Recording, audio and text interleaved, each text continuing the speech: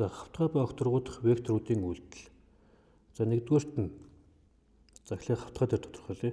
А вектор нь x1, y1 гэсэн координаттай байг.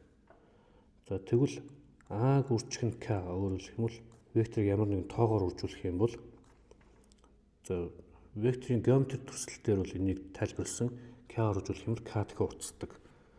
За координатын хувьд бол яадаг вэ гэхээр хэрвээ векторыг тоогоор үржүүлчих юм бол түүний координатуудыг нь харгалзан хоёулангийн тэр k гэсэн тоогоор үржүүлдэг. x1-ийг k-гаар бас y1-ийг гэсэндээ k-гаар үржүүлээд ийм вектор гарч ирдэг гэсэн үг. За огторгууд дээр жишээлх юм бол b нь x1, y1, z1 гэсэн ийм координаттай байсан гэвэл b-г ямар нэгэн m тоогоор үржүүлэх юм бол за энэ m зүгээр тоогоор үржүүлэх юм бол яг энэ векторынхаа харгалзах координатуудыг m-ээр үржсөнтэй тэнцвэр өөрөлдөх юм бол m-ийг үржих нь x1, m-ийг үржих нь y1, m-ийг үржих нь z1. Маш амархан. За жишээлх юм бол А нь 2, 3 гэсэн координаттай ийм вектор байсан гэвэл хас 2-ыг үржих нь А вектор гэх юм бол энэ 2, 3 гэдэг хоёулангийн хас 2-оор үржүүлнэ. Хас 2-ыг үржих нь 2, хас 2-ыг үржих нь 3. Энэ 2 гэдэг байгаа нь энэ байж байна. 3 гэдэг байгаа нь энэ. Харин энэ нь энд ч үржигдээд энд ч үржигдэнэ л гэсэн үг. За ингээд энэ бол хасах 4, хасах 6 гэсэн координаттай вектор болно. За огторгууд дээр жишээлх юм бол b гэдэг вектор нь хасах 1, 4, 5 гэсэн координаттай байх юм бол за тодорхой тоогоор үржүүлье. 3-ны 1-ийг үржих нь b гэсэн векторыг олгох юм бол харгалзах координат болгонуудыг нь 3-ны 1-ээр үржүүлнэ. За шууд бичье. Хасах 1-ийг үржүүлэхээр ийм болно. 4-ийг үржүүлэхээр ийм болно. 5-ыг үржүүлэхээр ийм болно. За векторыг тоогоор үржүүлэх үйлдэл гэдэг нь ийм амархан. За хоёрдугаарт нь хавтгай дээр байгаа x1, y1 гэсэн координаттай вектор b нь болохоор x2, y2 гэсэн координаттай ийм вектор байх юм бол a, b2-ын нийлбэрийг олохдоо яадаг вэ гэхээр шууд харгалзах координатуудыг нэмэл болоо. Энэ дээр энийг нэмнэ. Энэ дээр нь энийг нэмнэ. Өөрөөр хэлэх юм бол x1 дээр нэмэх нь x2, y1 дээр нэмэх нь y2. За жишээлх юм бол А1, 3 гэсэн координаттай b нь болохоор хасах 4, нэмэх 5 гэсэн координаттай ийм вектор байх юм бол А дээр нэмэх нь b гэдэг вектор юу гэж гарах вэ гэхээр шууд энэ хоёрыг нэмчихнэ. Хасах 3, нөгөө хоёрыг нэмчих юм бол 8 ингээл боллоо. За яг үүнтэй адилханаар А-гаас хасах нь b гэж яах юм бол шууд харгалзах координатуудыг хасаал боллоо. x1-ээс x2-ыг хасна, y1-ээс y2-ыг хасна. Тэгэхээр одоо энэ жишээний хувьд бол А-гаас хасах нь b-г олоо гэх юм бол 1-ээс хасах 4-ийг хасна 5 болно. 3-аас 5-ыг хасахаар хасах 2 болно. Ийм вектор гарч ирнэ гэсэн үг. За энэтэй холбоотой хэд хэдэн жишээ авчаад дараад нь скалар үжирийг авч үзнэ. За жишээ 2. А нь ийм вектор, Б нь ийм вектор байх юм бол ийм векторыг тодорхойлоод уртыг олоо гэж. За өмнөхийн хувьд бол жишээлх юм бол өмнөдөр бол энд нь хавтгай дээр байгаа векторыг бичсэн байна. Огторгууд дээр яг адилхан. За огторгууд дээр гэх юм бол z-ийн координат нэмэгдэнэ. За b нь x2, y2, z2 байх юм бол a дээр нэмэх нь b гэхээр юу болох вэ? Бүх харгалзах координатуудын хооронд нэмчихнэ. x1 дээр x2-ыг нэмнэ, y1 дээр y2-ыг нэмнэ. За z1 дээр нь ч гэсэндээ z2-ыг нэмнэ. Хэрвээ хасна гэж яах юм бол яг адилхан энэ тэмдэгнүүдийг хасаад харгалзах координатуудыг хасаал болоо. За тэгээ одоо энэ бодлого бодъё. За мэдээж хэрэг эхлээд энэ векторыг тодорхойлох хэрэгтэй байна. 3а гэдэг векторыг.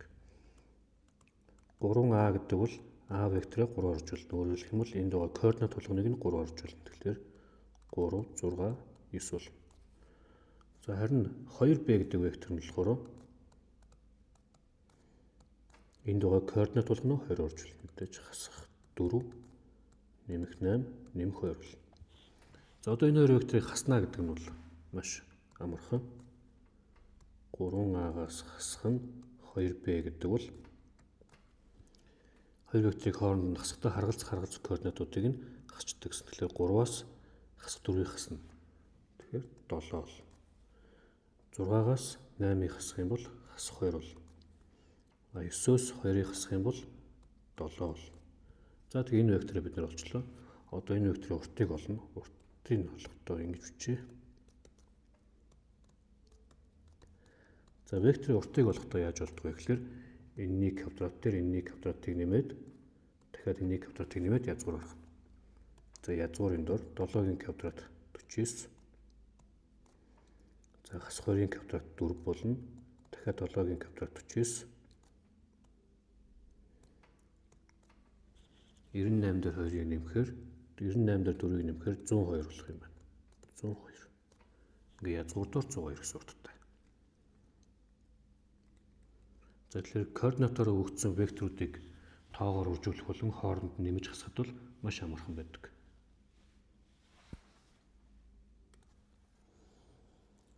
За жишээ 3. За А вектор нь ингэж өгсөн, Б вектор нь ингэж өгсөн. За сайн анзаарах юм бол А-гийн Y-ийнх нь координат мэдэгдэхгүй, B-ийнх нь энэ координат мэдэгдэхгүй байгаа.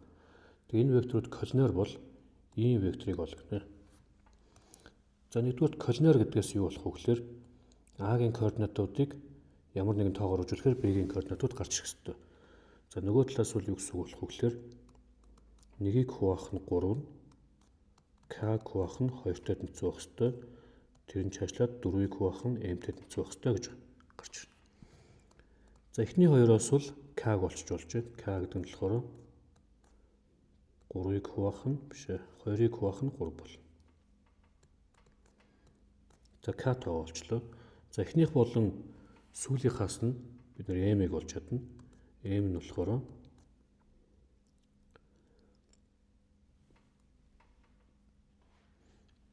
12 гэж болдог юм байна.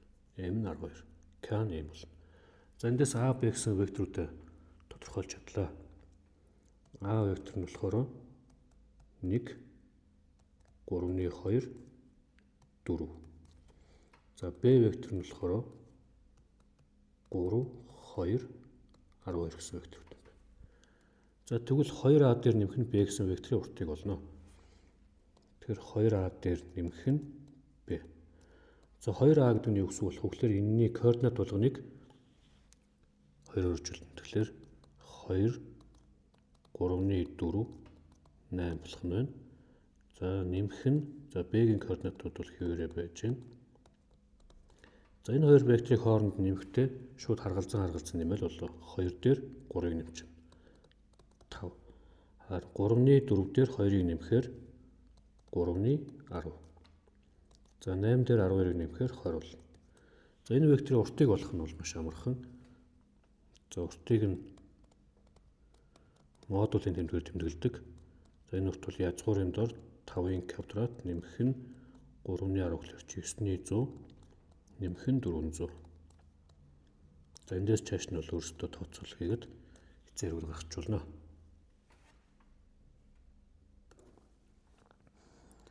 За одоо векторыг одоо жишээлх юм бол А вектор нь 1, 3, 2 гэсэн координаттай байгаа бол бид нар энийг ингэж бас бичиж болдгоо.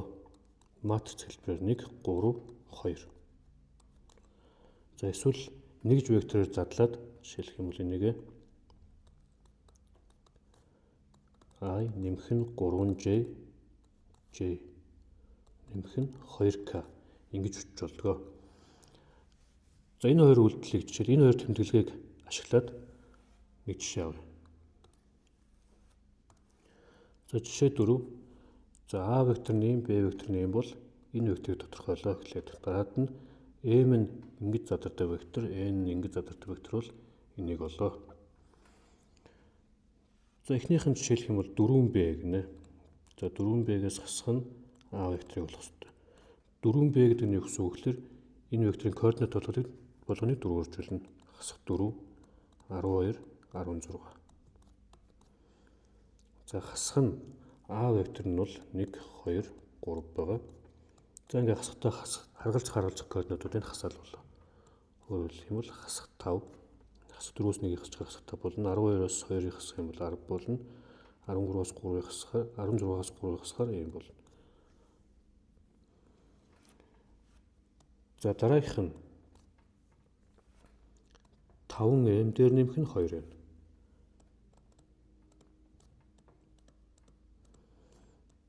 За m-ийн хооронд энийгээ тавьж авал хаалтаа задлж чинь. Тэгэхээр 10i нэмэх нь за энэ i-ийн дээдлэлт энэ сумыг тавьсан ч болно, тавихгүйсэн ч болно. Вектор дээр бол ер нь ойлгомжтой учраас. За тэгээд 15j хасах нь 5k. Нэмэх нь 2n гэдэг чинь энийг 2-оор жуулахаар 6j нэмэх нь 8k. За энэ хувьд бол i гэдгийнх нь үртлийн коэффициент тэг байгаа гэсэн үг болно. Өөрөөр хэлбэл тэг 3, 4 гэсэн координаттай вектор л гэсэн үг. За тэгээ энийг бичих юм бол 10i нэмэх нь 21j нэмэх нь 3k гэсэн. Ингэж задарна. За энийгээ бид нэр мэддгээрээ бичээ гэх юм бол ер нь бол 10, 21, 3 гэсэн координаттай вектор өнө л гэсэн үг байна.